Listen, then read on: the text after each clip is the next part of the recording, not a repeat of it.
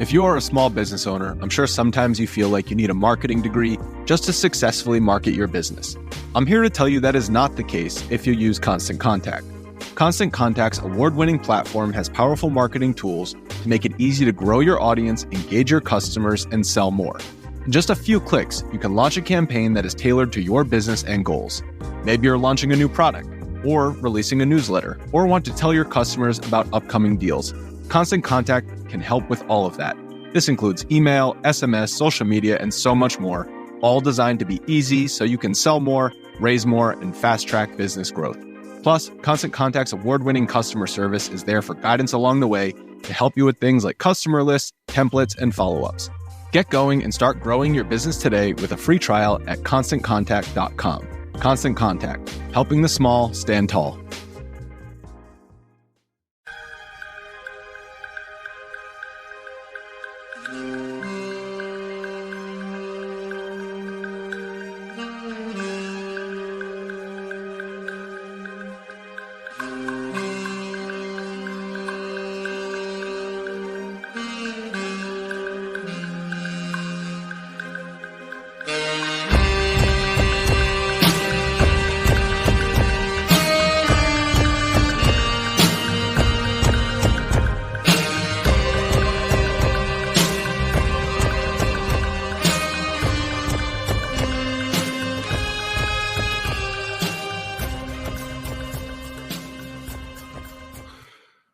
Hello, friends. Welcome to Pod Maverick After Dark. I'm Kirk Henderson, joined as always by Josh Bowe. It's about 5 minutes after 10 o'clock on Sunday night, June 9th. The Dallas Mavericks fell to the Boston Celtics in Game 2 of the NBA Finals, 105-98. How you doing, buddy? I'm doing good. Can we do a quick mic check? You sound a little... It's because my mic was way the fuck over there.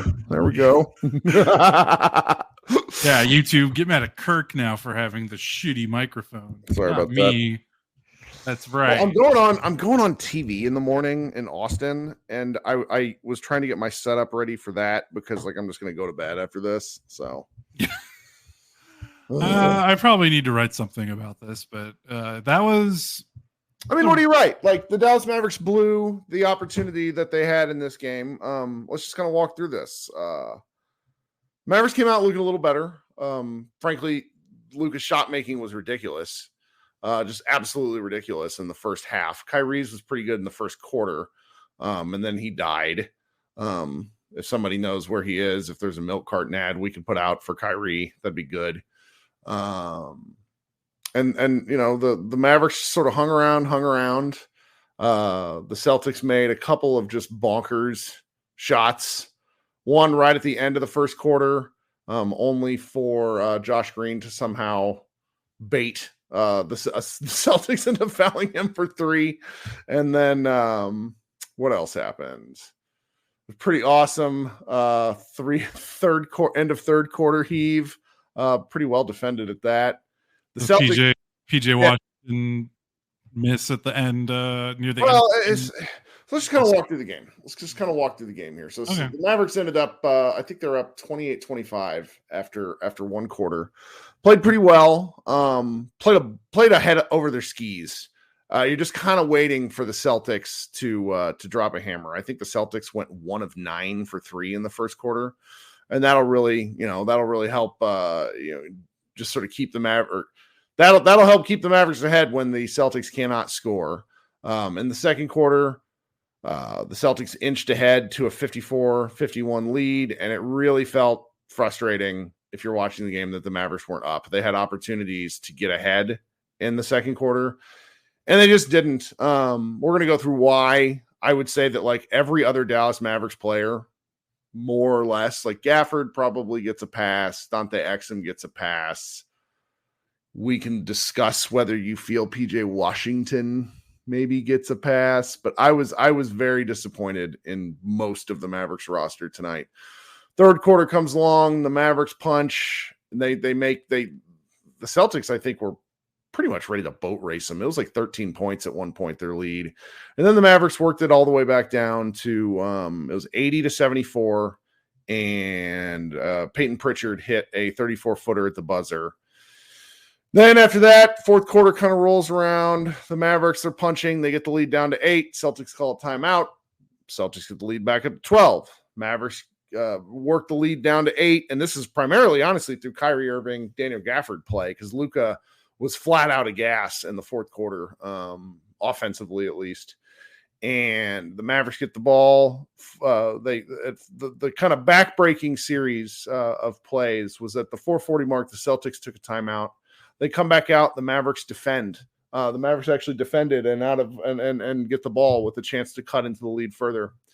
PJ Washington gets the ball in the advance, dribbles to half court, stops with both one foot on either side of the line, and decides to pass the ball backwards to Luka.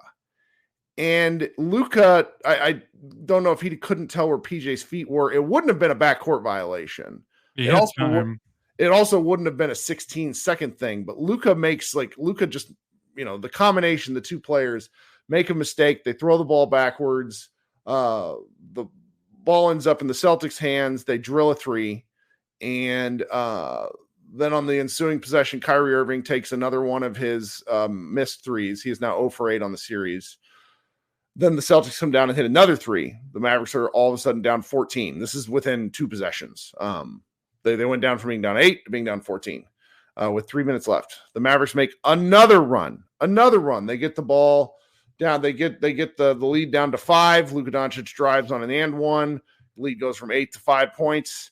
The Mavericks defend again. Kyrie Irving makes a really nice pass to PJ Washington. PJ Washington gets at least, I didn't hear this because I can't really handle this announce crew, so I my ball all the way down. I saw PJ Washington slow up and get blocked from behind. What the announce crew saw was Jaylen Brown push PJ Washington in the back, which is why he went soaring into the crowd. Either way, no call. Celtics come down. Maxi Kleber gets absolutely cooked by Jaylen Brown. I can't wait to talk about Maxi, because Maxi, who had been such an important element to this team down the stretch, has just looked fundamentally horrendous. And the game was over at that point. Celtics win 105-98, and kind of here we are. Yeah, it was a difficult loss. You look at the Celtics and they shoot 10 of 39 from 3, 25.6%. And I think if you told every single Mavericks fan that before the game started, they would have felt very, very confident that the Mavericks would have won the game. And then the Mavericks somehow shot worse, 6 of 26, 23% to the Celtics, 25.6%. So Kyrie goes 0 of 3 from 3, only 3 attempts, screams. And I know someone made fun of me about saying, this number is bigger than the other because it was being literal. But again, the number of attempts shoots out to me more than the number of makes, although the number of makes is 0, and that's never good. It was, I think the best way to summarize this game and really the series, and we can kind of work backward from here because this has got to be the main talking point, especially after this game, is when the Celtics defensive game plan boils down to, from a broad level, obviously there's more into it when we dig down deeper, but when broadly it boils down to, we're going to dare your 2 stars to outscore us. And for the Mavericks, one of their 2 stars has completely no-showed for the most part. It's kind of hard to beat that type of defense if one of your stars isn't going to make shots. So if one of your stars isn't going to make shots, they have to, 1, find a way to get him to make shots, or 2, they need to do something else besides hoping that their stars can make shots and bail them out, because Kyrie Irving has probably played 2 of his worst playoff games in these 2 finals games. He just missing shots. Yeah, he's he's horror. Go ahead. No. I was just saying, I wanted to say these are 2 of his worst playoff games, but he's had a 9-point, 2 of 8 game. He's played bad defense too. Yeah. The Celtics are a tough guard for him, but were, and that, remember how it looked for him the last time he was in the playoffs was against the Celtics when he was with Brooklyn the year before he got traded to Dallas, and he had some I think he had it was a sweep, and I think he had like 2 good games, and then he had 2 like really bad games. And we've said for a long time, like the times that he does struggle is he struggles against length. And he averaged 15 points per game in the OKC series, although he shot pretty well from 3, but he didn't score a ton. Like length does bother. Like if something bothers him, it's length, and Boston had a lot of length. I know Minnesota had a lot of length, like in the front court, but they had like Mike Conley and some other guys for him to get around. Boston just plays big. Like everyone they play is big. Like even Drew Holiday and Derek White, those are big guards, both weight wise and length wise and height wise. So it's been a struggle, and he's missing shots, and like he looks engaged. Like this isn't like, I don't think he's checked out. I don't think he's not hustling. I don't think this is an effort thing. He's just the shots that he normally makes, he is missing them. And it becomes a, this is too old a reference for like many people, but I've done it before. There's the wonderful scene in the movie The Replacements with Keanu Reeves where the players start talking about the concept of quicksand, where you get in and you're forcing it and you're pressing, and all of a sudden you're in over your head and you can't find your way out. That's kind of how I feel about Kyrie right now. The 0 for 8 on 3 is the part that's really like, ooh. Yeah, they're not going to win a game this series if he doesn't make a 3-pointer, and that's not a controversial thing to say, right? That is if Kyrie Irving does not make a 3, Dallas will not win a game. Like that is an uncontroversial statement. Because he's their off-ball engine. Like, say what you will about the Mavericks offensive process, and I know there are a lot of people that do not like the heliocentrism and how much Luka controls the ball. Right. Well, you look at the roster and you're looking for off-ball movement that's not from your bigs, because it's pretty clear the lob game is just not going to be there in this series. Although Gafford did have a good game, because I think we can talk about this later about a really nice adjustment they made coming out of halftime with Gafford. So if the lob game's not there, where's your off-ball movement coming from? Derek Jones Jr., PJ Washington, Josh Green. Like the Celtics do not care if those guys are running off screens or off ball. Like that's not causing havoc. Kyrie causes havoc off ball, and I've said this on this podcast. I think outside of Steph Curry, he can be the most dangerous off ball player in the NBA.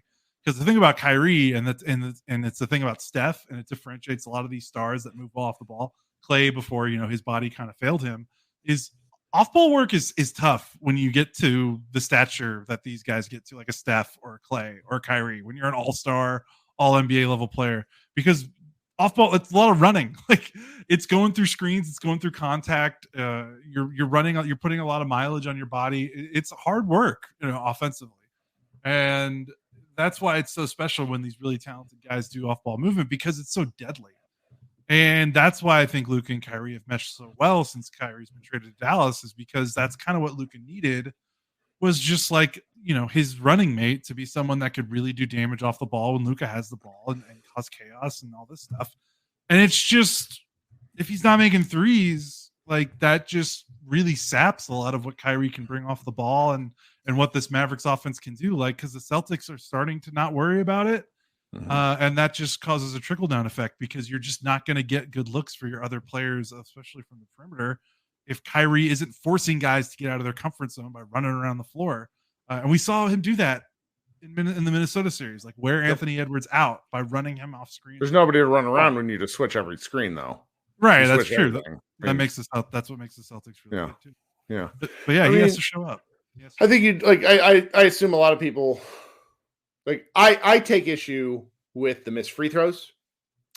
I take issue with Maxi Kleber existing right now. And I take issue with Josh Green not hitting any. Was he 1 of 3? What was he see? Let me see here. I mean, Kirk, only 2 non-Luka Mavericks made threes tonight. Yeah, guys, and PJ Washington hit his first one and then bricked his first 4. I just go through this and, shout out to Derek Jones Jr. for not driving into 19 people. So I guess if we're grading on a curve, he played a better game, but price tag for Derek Jones is right now. It's okay. Maybe they'll play better when they go home. I don't know. Yeah, they should. This is one of these games. I wouldn't be surprised if those two guys make more threes in game 3. Like I watched this. I invited some some of the kids that I'm basketball team that I'm attempting to coach, and their parents over, and we're like watching the game, and like this is just, it's just one of these games where you're watching, you're explaining to the more casual Mavs fans. They're like, somebody asked was like, are they normally this bad? It's like, no, they're not normally this bad, but it's like, I'm looking at this box score and it's like, number one, I don't remember how is Jaden Hardy a -6 in 2 minutes? What the hell happened? I guess they made 2 threes in 2 minutes. Oh my God. Like that had to have been it. Like when he went in, I need to go look at this. That's probably what it was. And that was it for him. But yeah, it's like, tough. And it's funny because it's like the storyline is like Luka's teammates couldn't hit shots. And they had 5 players in double figures, which is actually like they, despite how awful the shooting was, they still managed to kind of manufacture some points. And a lot of it's Luka, obviously, because Luka had a really good shooting game. But Luka had such a good first half of shooting that any long-term Mavericks fan understood that Luka's legs were likely to go at the way that he was playing. I mean, Luka played 42 minutes. He was a -3 in those 42 minutes. Okay. That means in the other 6 minutes, they lost by 4. Like Luka couldn't come off the floor in this game, was a part of this. And so it's just, of course I would love to see Luka, and Luka did, he scored in the end one towards the end, but his legs were not in the shots as the game was going on. I mean, the Celtics game plan was to test Luka, and I think if you were to go probably play by play, you could find yourself a handful of really good defensive plays from Luka, and then a handful of oh no. Yeah, his defense was very hot cold. Like it was all or nothing for him. And I'm sorry. Like the way it's hard for me to get too bothered at that with the way this Mavericks defense is designed. Like it is designed to stop stuff in the paint, but then they're getting stretched to the corners. And so they're giving up stuff in the paint as a result of that stretch. Like it is what the Celtics do. And so I'm kind of, and it's like, what do you do? Yeah. And I'm not as hot as I normally am outside of guys, play a little better. This was the game to steal. And I think run into issues because the Celtics are not going to shoot 10 for 39. They're just not, Yeah, this was the game to steal for sure. This was the one to sort of to take away, and they just couldn't do it. And that should really, really alarm everyone. I don't want to be negative about this because I think that, of course, you could get, incandescent games from Kyrie and Luka 4 straight times. Of course you can. We've seen it. And, we got this one, I've never seen this guy before in the comments. And I'm fixing to block him just because he's being an idiot. But he says, without Kyrie, the Mavericks would be home by now. Well, yeah, of course. Of course. Kyrie's awesome. But he sucks right now. Yeah, yes. And so does it. So do the rest of them. They're going to go home really quick if he doesn't change how he plays. They would have been home right now if he wasn't playing well. But also they're down 0-2 because he's not playing well. Right. It's it's real simple. He's everybody shares some of the blame here. Basketball is a team sport, but you have a hierarchy. And when you're they're better players, or they're, the Celtics best top 5 played better than the Mavericks top 5 again. It's just where it goes. Sometimes bad things happen. Some bad luck stuff happens. The free throws is going to haunt me personally. Oh yeah, you make your free throws and it becomes a wildly different game that's for sure. Man, looking at Luka's shot chart, first half he had 4 paint attempts, and the second half he had 1. And I really felt like whatever he had in the chamber, because tack on another injury for him with the chest thoracic contusion that he got when he took the Jaylen Brown charge in game 1. Add that to the knee, add that to the ankle. The first half really felt like him just being this is what I got. And the second half, he wasn't awful, but you could really see that he needed someone to pick, he needed the second half Kyrie that he normally gets. I almost wonder if that went into kind of how he paced himself in this game. And of course, some of it is how the Celtics are guarding him. Because again, the Celtics want him to shoot as many times as possible. They don't want him to pass. Right. I wonder if he knew that, and knowing that Kyrie has the proclivity to blow up in the second half, I almost wonder if he's like, okay, I'm gonna empty the chamber in this first half, and then hopefully Kyrie can carry us home. Because the second half, he just didn't look the same, and that's when you started to think. Well, to a certain extent, in the fourth quarter, I thought Kyrie made a lot of nice plays. I mean, he ended up with 6 assists. He and Gafford had a nice thing going, but it wasn't enough. And you pair that with some defensive lapses for the team, and I'm sorry, I'm going to be thinking about that PJ Washington thing at half court for a long time. I just am. Like, that's the sort of thing where it's like, homie, advance the ball 3 more dribbles, get to the right wing, and then pass it to Luka.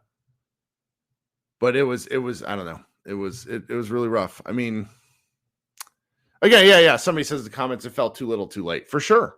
There was a lot of too little too late in this. But I mean, that's where it also felt like the Celtics had some incredible shot making. I mean, there was one Derek White jumper that was like, oh my God, from the left wing over like 2 guys. But it's funny, like, they had some incredible shot making, but they also missed so many like open threes. Like, if Jason Tatum had a normal shooting game, they would have probably won this game by a lot of points. And I guess, and I know a lot of people counter that, well, the Mavericks didn't shoot well either. And I'm like, well, yeah, but the Boston not shooting well from 3, like, that's what they're built on. Like, this Mavericks team, which is why we've talked about how incredible this season's been. They don't need threes to win anymore, because the way that they've been winning for the last 3 months has been an elite paint shutting down defense. And then you've got 2 really awesome shot makers. Like, they've been winning some games in this playoff run, not shooting well from 3. Like, Boston very much is a team that you would think kind of like the 3 is their strongest weapon, I think.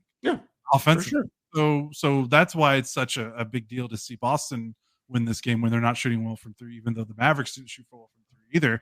Because I wouldn't be surprised if the Mavericks shot poorly from 3 again in game 3, but they also won because their defense is all about shutting down the paint. And again, that's we're kind of going all over I'm kind of going all over here, but the Celtics shot 20-27 in the paint. And to me, that's been kind of low key, because they were 15 of 15 at the rim in game 1, 20-27 at the rim tonight. This was the best rim protecting defense in the NBA, I felt, in the playoffs last 3 months. They're maybe top 2, but like in terms of field goal percentage at the rim defensively, the Mavericks were like 1 or 2 since March, and the Celtics are scoring at ease. And yeah, that's because they're so much more deadly from 3. You've got your center guarding, Drew Holiday, so they're farther away from the rim. It's harder to rotate, but also the Mavericks are just not guarding drives as well as they were before, and that's also because the Celtics have so many good, they just have so many good players. The Mavericks defense was so good, they're able to kind of find your weak point and highlight it. And the Celtics is just like, where's the weak point? Because Derek White, Jaylen Brown, Jason Tatum, who am I leaving out? Drew Holiday. Like, these guys have so much more juice with the ball. There's no Josh Giddey on the Celtics team. There's no Jaden McDaniels on the Celtics team. There's no Amir Khan. Oh, it's real 5 out. Like, it's tough, and that doesn't invalidate anything about what the Mavericks do, because there's not a lot of teams like this Boston team. Nobody can play like this, dude. Which is why they have the 4th greatest net. Like, this is an historically ridiculous team that you just don't see very often. Hence their numbers and how great they've been all season. Like, when you look at some of the greatest individual seasons of all time, that's why they're up there. Like, that teams like this just don't exist. YouTube is trying to censor you by turning off your camera, Josh. Oh, I'm sorry. It's okay. I was moving my microphone. You moved your mouse. Yeah. See, like, I didn't even change the plug. I don't think StreamYard likes my webcam. This is a great. It's still on, but it's still. Yeah. This is a great and informative comment, because Don Ramon said something here, and he admitted this, and this is a fantastic comment because it's correct. He says, "I didn't know Derek White was such a good player," and that's like that. Correct. Like, if you didn't know, I don't blame you for not knowing. If you're not watching Eastern Conference basketball, it's like the Celtics just have 4 or 5 guys that are capable of doing lots of different things. And it's hard to defend. It's very hard to defend. And I thought the Mavericks had some stretch. Like, by the way, the Celtics, if I'm looking at this right, let me see how many points they had. Hold on. I'm going to look. They scored 113 points per 100 possessions in this game. That's not an elite. Like the Mavericks defense actually did some things in this game. But they just kept giving up points at the rim, and they gave up open threes, and then Boston made just enough. The Mavericks offense was real doo-doo, and that's kind of, the offense is really easy to talk about because I think offense is easier to talk about than defense. Sure. And yeah, if we're like, what's the biggest thing? It's like, yeah, offense. Lucas' teammates need to hit more shots. They need to be a little bit more creative. I think with this Boston defense, that's just not giving up the corner and not giving up the lob. Yeah, that's a big deal. But defensively, like they got to defend the point of attack so much better than they've been doing. I mean, the last play, the last score of the game is a textbook example of what we're talking about. Back in the day, we used to lose our minds. Well, I used to lose my mind about how the Mavericks didn't have a single guy that could guard like a single dribble action. Love me some Dorian Finney-Smith Jr., but that guy, you take one hard dribble at his right foot and he's backpedaling and you're past him. That goes with almost every Maverick. And what's been so incredible to watch since the All-Star break is, due to, honestly, and we got to be candid about this, due to the change in officiating. Yeah, they beat the shit out of people. They beat the shit out of people. And the Celtics spread you out so much that you just can't beat the hell out of anybody anymore. Like it doesn't matter because it's like what Maxey did on this drive. And guys, I implore you to go watch this thing again. They are 28 feet away from the basket. And Maxey is playing him to go left. He goes left anyways and goes around Maxey in one dribble. One dribble. Now, I'm frustrated because Maxey's a better defender in this. But this is sort of indicative of what the Celtics do to you, where because there's not any help defense nearby. Like any help defense is going to result in Jaylen Brown making a pretty simple pass for a three. I mean, it's you go look at Jason Tatum, some of his assists tonight. For every great pass he makes, he also has a pretty easy like dump off to somebody because there's just someone always open. Like that's the nature of it. You with five guys cannot realistically defend that much space. I've heard, a couple of my friends like, well, the Wolves could have done it, and like fuck out of here. Rudy Gobert is covering corner to corner. Grow up. No, that's tough. Yeah, and you've got your. I saw with Gafford, they had some successful defensive possessions with him on Drew, but it was like some really crazy. He made some really crazy closeouts, even though he was guarding Drew. Like he covered a lot. Gafford covered more ground defensively tonight than I think he's done most of the playoffs, because I think that's actually been his weakness, has been covering a lot of ground defensively. He's really good at the rim, but when you take him away from the paint, it's been tough. He's actually been better at it than Lively has, I think, this series. And that's just what makes Boston so tough. It's like, okay, you got your centers on Drew, but like Drew Holiday is not Josh Giddey. Like I can't implore that enough. Like Drew Holiday scored 26 points and missed 3 shots. He took 14 of them. Like he had 11 rebounds. Like he is a really good player. And the Mavericks' ability to kind of siphon off your weak point, they just don't have that. And yeah, normally the bigs would be camped in the paint because most NBA teams give you one guy you can sag off of, and Boston just doesn't do it. I also thought Boston is just so well prepared. And I know Joe Mazzulla gets a lot of crap, because he kind of says some weird things, but like he says earnest things. He's got these guys prepared. Like they know exactly what they need to be doing. Yes, sometimes Boston gets a little weird. They get a little lazy with their offense.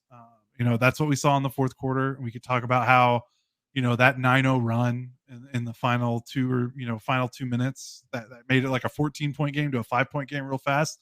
That's kind of what everyone's been talking about, is like get Boston into these clutch situations, and all of a sudden they just stop driving and they start settling for like Jason Tatum fadeaway twos. Like that's why you want to get the game close in the fourth, is because for whatever reason Boston kind of gets a little lazy with their offense and stops going over what works.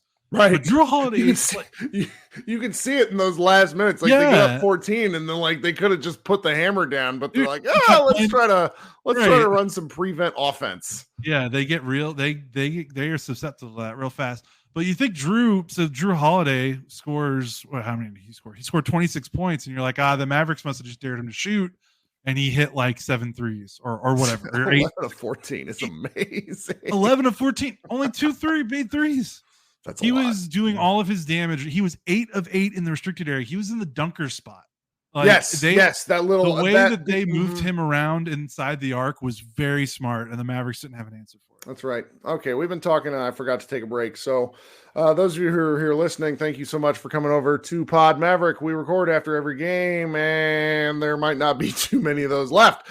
We also record a secondary show following where you can come and talk a little basketball with me. It's 10:30 on a Sunday night. I have to be up early, but I am willing to hang out for a little while if folks want to get some stuff off their chest. Those of you who are listening on audio streams, thank you so much. Please leave a review. Shoot me an email if you want. Love listening to what you guys have to say. Josh and I are going to insert some audio ads real quick, and we will be right back. Prize Picks is America's #1 fantasy sports app with more than 5 million members. It's the most fun and exciting way to get in on the action while you watch your favorite sports and players. You just pick more or less on 2 or more player stats for your shot to win up to 100 times your cash. I made my first $10 deposit and received an instant $10 bonus. And if you have the skills, you can play for a shot of turning your $10 into $1,000. And playoff time is the best time to join the Prize Picks community of over 5 million members who have already downloaded the app.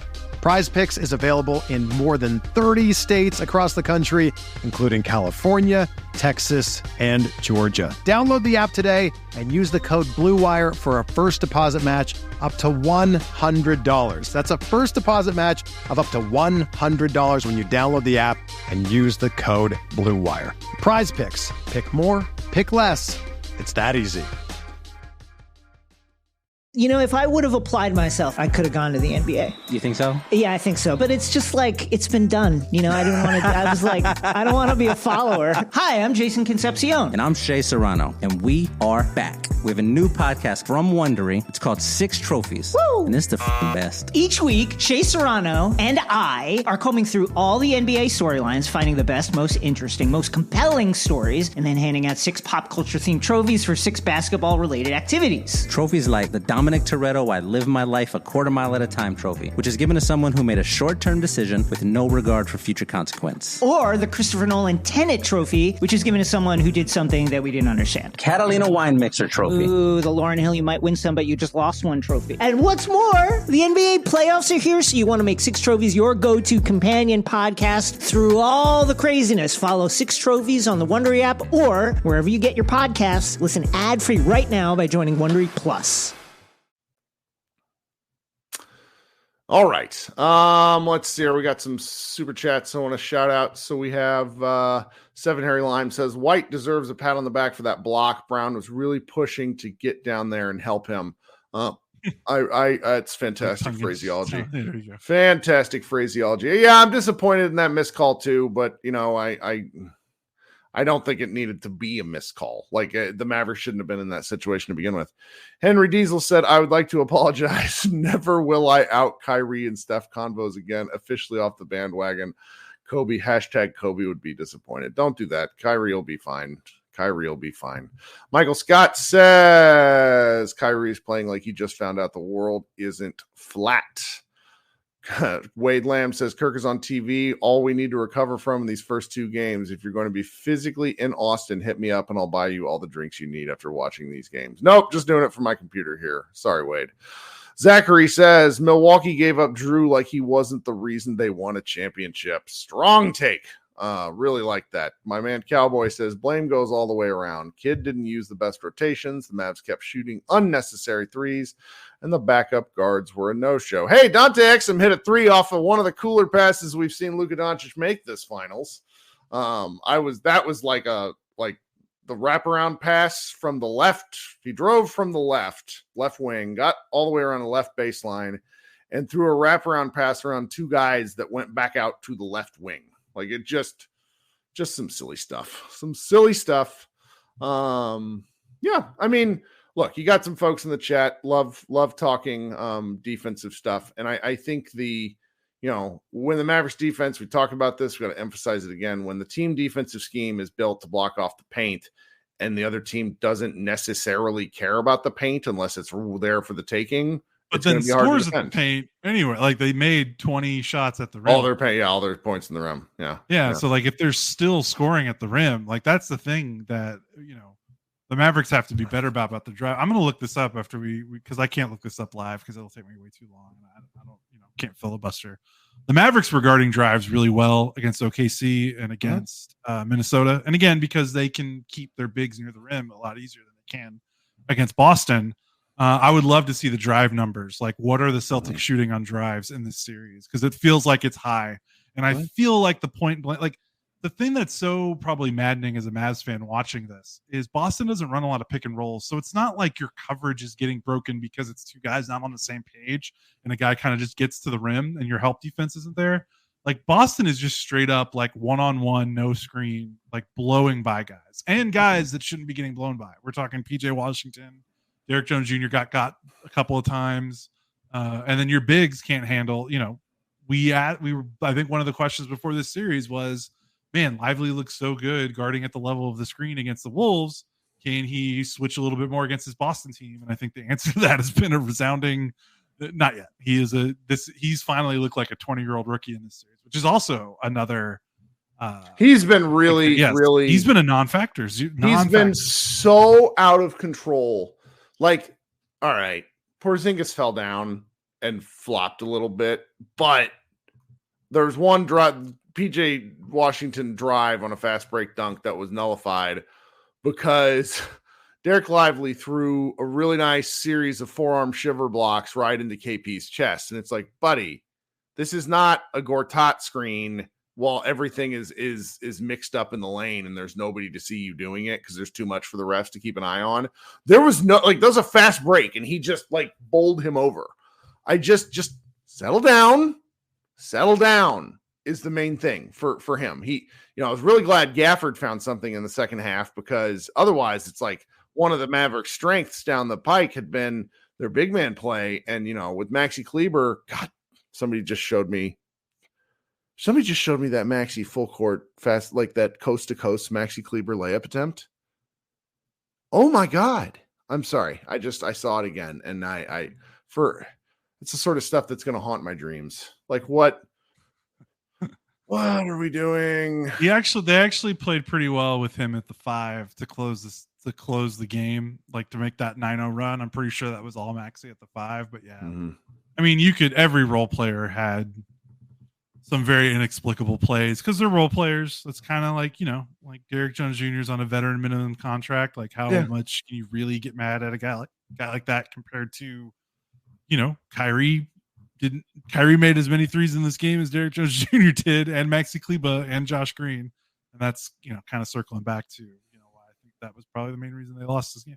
I mean, you lose a game by 7 and Kyrie scores 16 on 7 of 18 shooting. Like that's real tough. Sorry to go back to Kyrie. I know we already talked about it. That's fine. I mean, you look at this game and you got to kind of nitpick. Like it's the finals. And, I sat on my game 1 analysis because I needed to sort of take it in. But the more I think, and just to sort of return to this, the Mavericks' unpreparedness in game 1s is something that I think I would like to just contextualize. Maybe down the road, maybe now's not the time. But if you're constantly playing from a hole, that's not ideal. It's just not ideal. All right.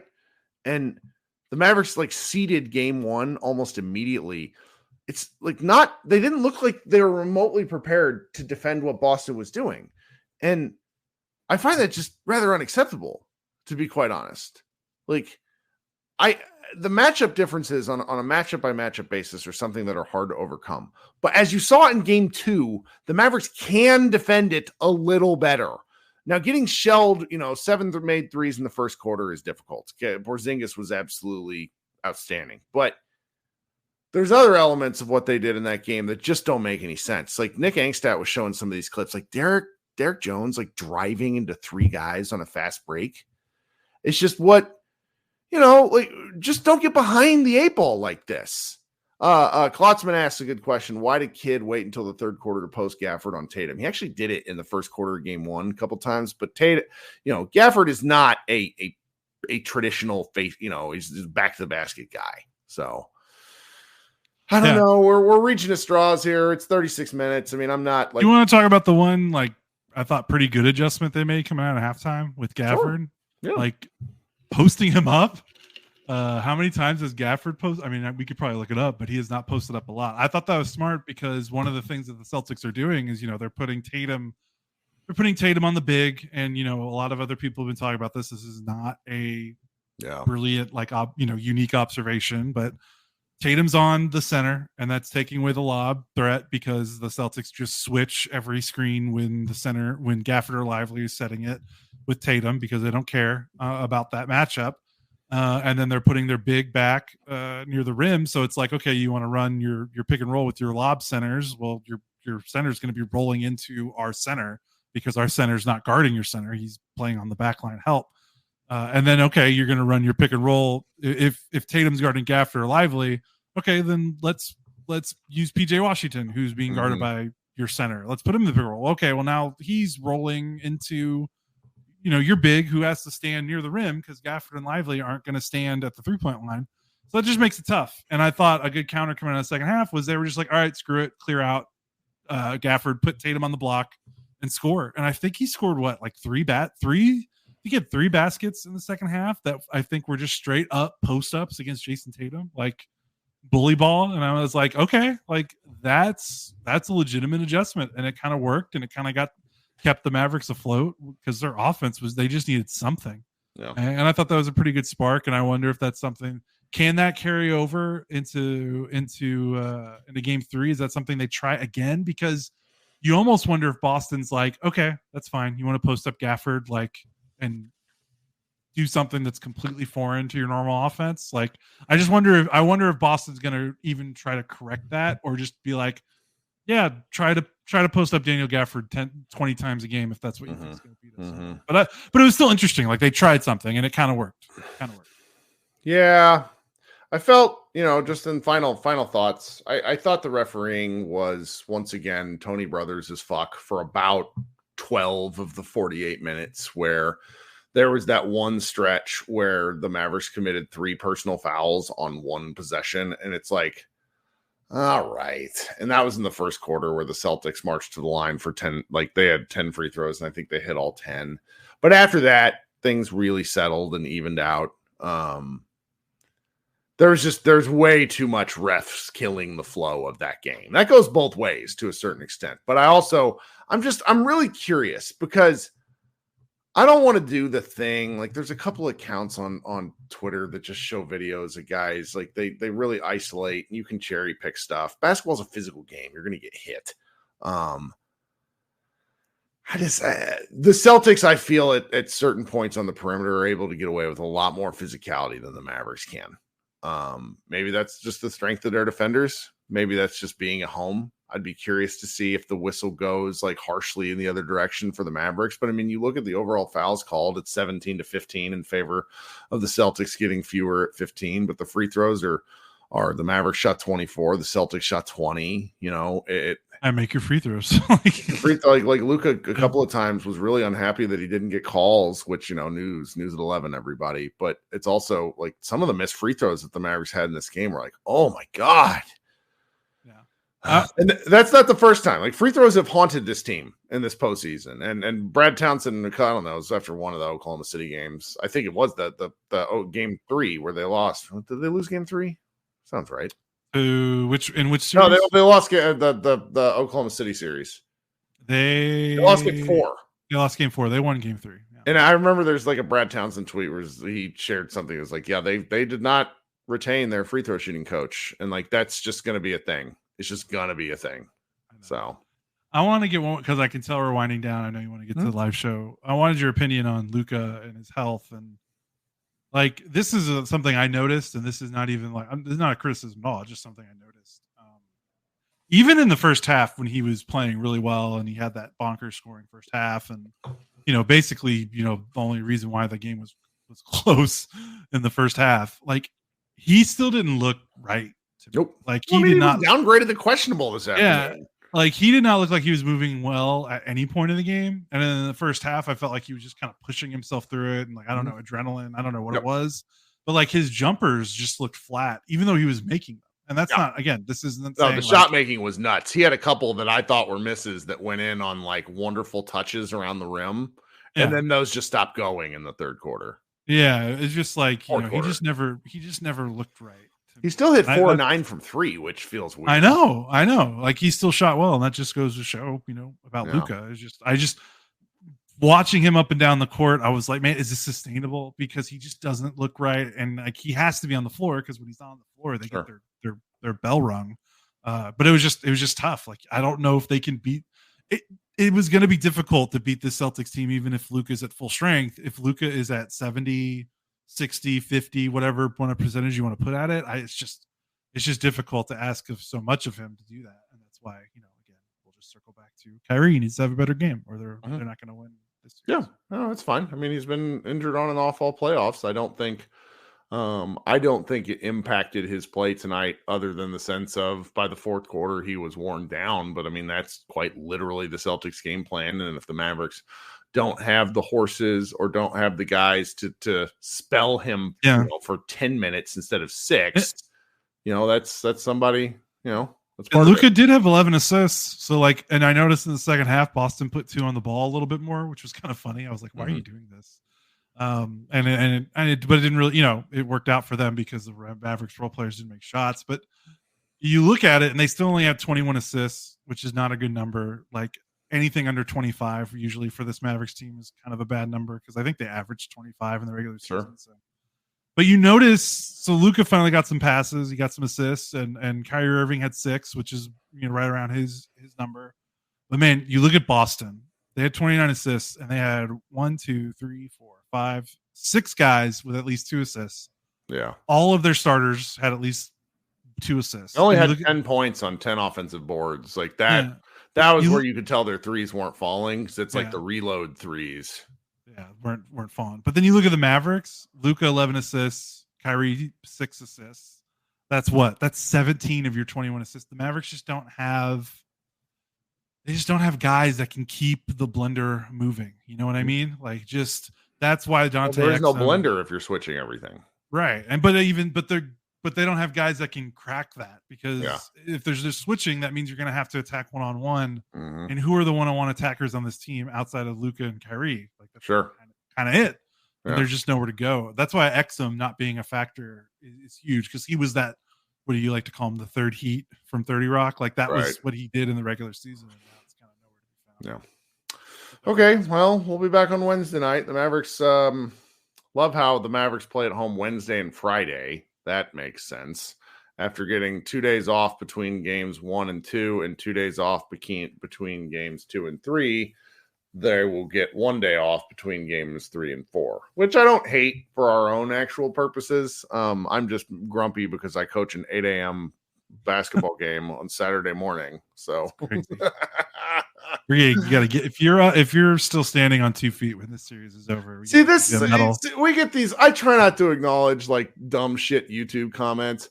The one player system doesn't work. Luka is Harden with an accent. Mark, shut the fuck up. James Harden never shot a mid-range shot in his life. That's why he aged like a banana on a countertop. My God, some of you people have no idea what you're watching, and you're morons. But I love you.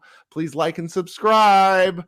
Okay, guys, I'm going to be hanging out for my second show. If you want to come talk shit to me or have a little chat about basketball, we can do either. I don't really care. This is fun. This is much more fun arguing with people and face-to-face than it is screaming at people online.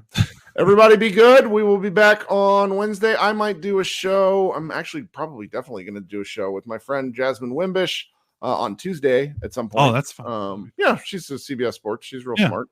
Probably has more to say than I will. Fellow Jayhawk for me. Oh, that's right. That's right. All right.